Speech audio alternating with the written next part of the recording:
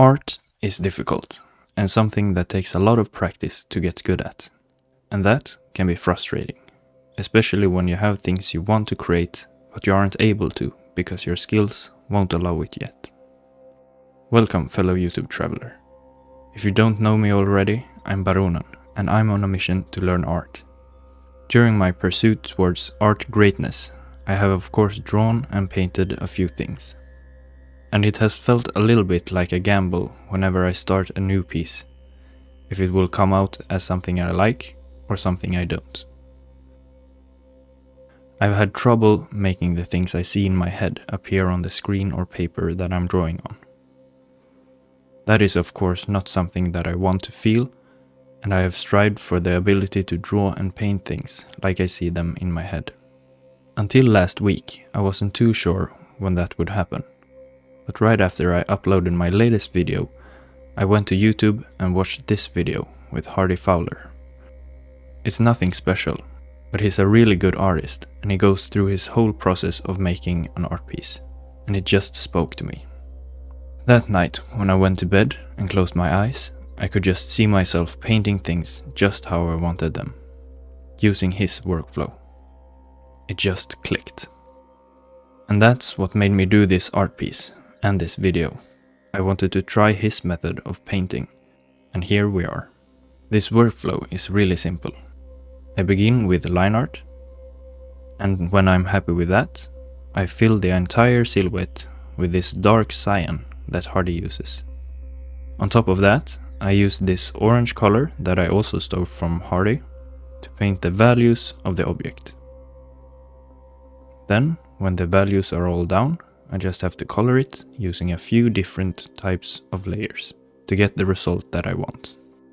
And finally, some overpainting to get some additional textures in and to clean up some edges here and there.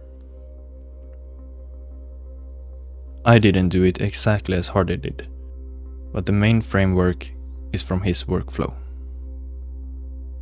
This was not as flawless and easy as in my dreams, but it did feel like it was the way for me.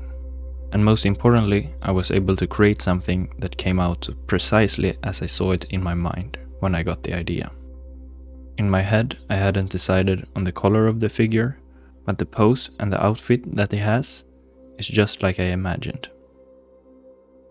The first thing I will take away from this experiment is to take it slow.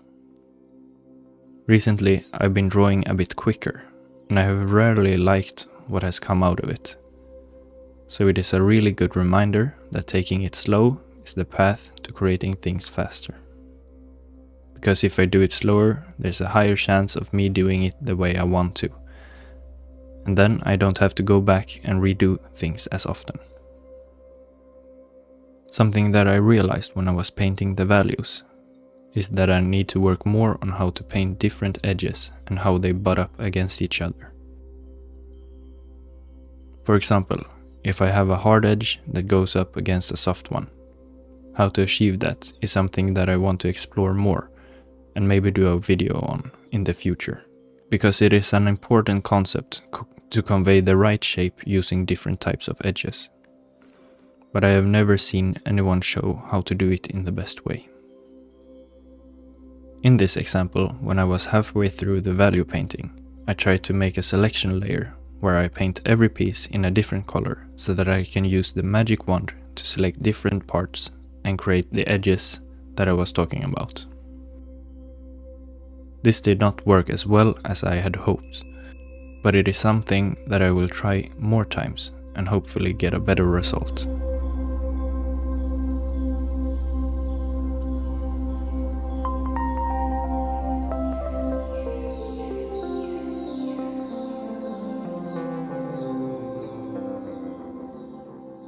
Another thing that I've started to realize recently is how light actually works.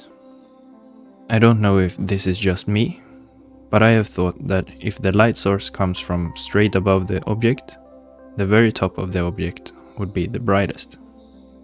But that isn't the case really, because the object doesn't look the brightest where the most light hits it necessarily, but where it can reflect the most light back to the eye or camera. So if we would have the light source straight above a sphere, it might look something like this. This realization has made it way easier to convey the shapes that I want.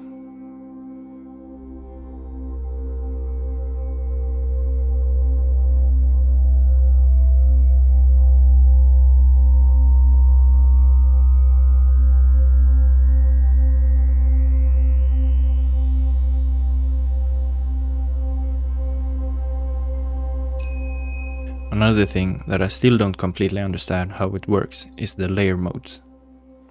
But just going through them works good enough. And in the future I will hopefully learn more and understand how to use them more effectively.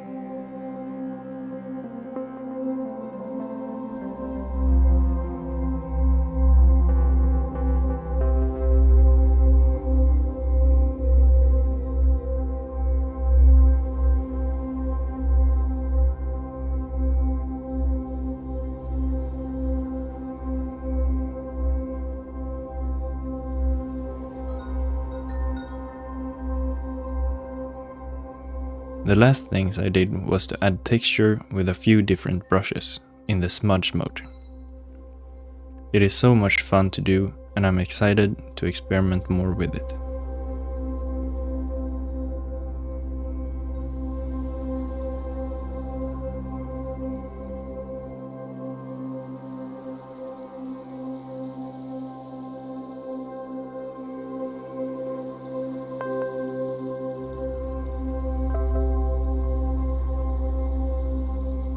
To answer the title of this video, do I know art now?